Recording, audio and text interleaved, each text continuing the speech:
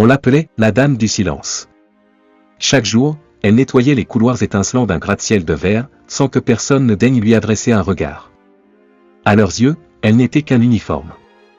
Mais personne ne savait que derrière cette blouse banale se cachait une ancienne prodige des langues, une femme à l'intelligence redoutable, brisée par un passé qu'elle tentait d'oublier.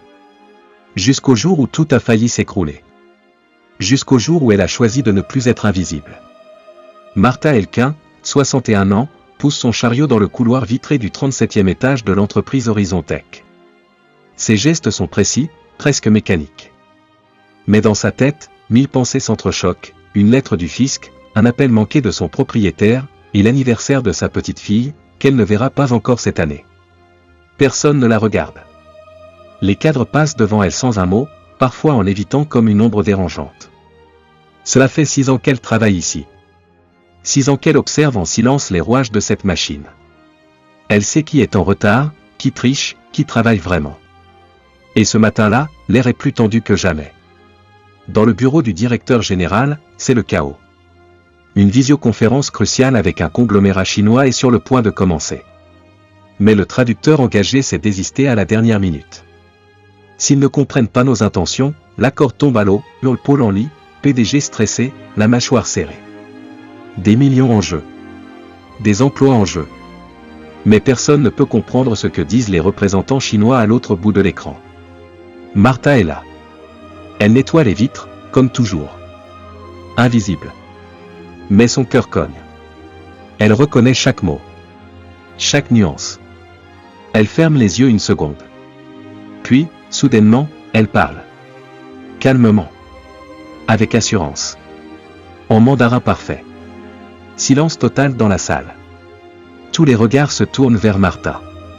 Vous comprenez le mandarin, balbutie Paul, incapable de cacher sa stupeur. Je le parle couramment, répond-elle simplement. J'ai enseigné la linguistique et les relations interculturelles pendant 20 ans à l'université de Shanghai. Le choc est total. Et pourtant, tout est vrai. Martha prend le relais. Elle gère l'échange avec les partenaires chinois avec brio, désamorçant les tensions, reformulant avec élégance les propositions de l'entreprise. Au fil de la conversation, les visages s'apaisent. L'accord est sauvé. Mieux, il est renforcé. Après la réunion, Paul invite Martha à son bureau. Il veut comprendre. Elle lui raconte tout. Son exil. Son mari, qui l'a piégée dans un scandale financier en Chine. Comment elle a tout perdu, son poste, sa réputation, sa fille unique qui ne lui parle plus. J'ai fui. Et j'ai choisi le silence pour survivre, murmure-t-elle. Paul l'écoute sans juger. Et pour la première fois depuis des années, elle sent qu'elle est crue. Le lendemain, Martha revient dans un tailleur discret, prête à jouer un rôle plus grand. Paul lui propose de devenir consultante pour les relations internationales. Mais elle hésite. Vous me jugez sur ce que j'ai fait d'aujourd'hui. Mais que ferez-vous quand les gens apprendront d'où je viens? On vous jugera sur ce que vous ferez demain, pas sur ce que vous avez fui. Martha accepte. Mais tous ne voient pas ce changement d'un bon œil. Quelques jours plus tard, elle reçoit un mail anonyme. Tu crois qu'ils vont te pardonner si la vérité éclate? Tu ne pourras pas fuir éternellement. Puis un nom surgit, Vera Sandford, ancienne directrice des opérations, licenciée pour faute grave quelques mois plus tôt. Elle était amie avec le mari de Martha, autrefois. Et apparemment, elle a décidé de se venger. Elle compte faire croire que Martha a fourni de fausses informations lors de la négociation. Un sabotage discret, mais potentiellement fatal. Paul découvre la menace grâce aux alertes de sécurité. Il demande à Martha si elle veut porter plainte.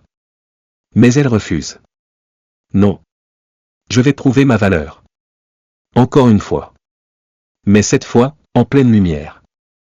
Avec l'aide de l'équipe juridique, elle collecte les preuves. Des enregistrements, des échanges, des documents internes. Vera est confondue. Lors d'une réunion avec les actionnaires, Martha prend la parole. Elle expose le sabotage avec clarté. Elle parle aussi de son passé. Sans honte. J'ai été trahi. J'ai chuté. Mais j'ai survécu. Et si vous me donnez votre confiance, je la mériterai chaque jour. Applaudissements. Ce soir-là, quelqu'un frappe à sa porte. Sa fille. Emma. Les yeux humides. La voix tremblante. Maman, j'ai vu la vidéo de ton discours. Je suis désolé. J'ai été injuste. Elle s'en lasse. Longtemps. Le passé ne s'efface pas. Mais il peut se guérir. Quelques mois plus tard, Martha devient officiellement directrice des relations internationales. Respectée. Admirée. Et lors d'un dîner avec Paul, il lui glisse discrètement une enveloppe. Un billet pour Pékin. Et une invitation à prononcer un discours à l'université où elle avait autrefois enseigné. Pour que tu reviennes non pas comme une exilée, mais comme un modèle. Martha sourit. Elle n'est plus invisible. Elle est lumière. Parfois, ce ne sont pas les plus bruyants qui changent le cours des choses. Parfois, ce sont ceux qu'on ne voit jamais. Mais qui, lorsqu'ils prennent enfin la parole, changent tout. Si cette histoire vous a inspiré, dites-nous en commentaire ce que vous auriez fait à la place de Martha. Et surtout, n'oubliez jamais, vous avez de la valeur. Même si personne ne vous regarde.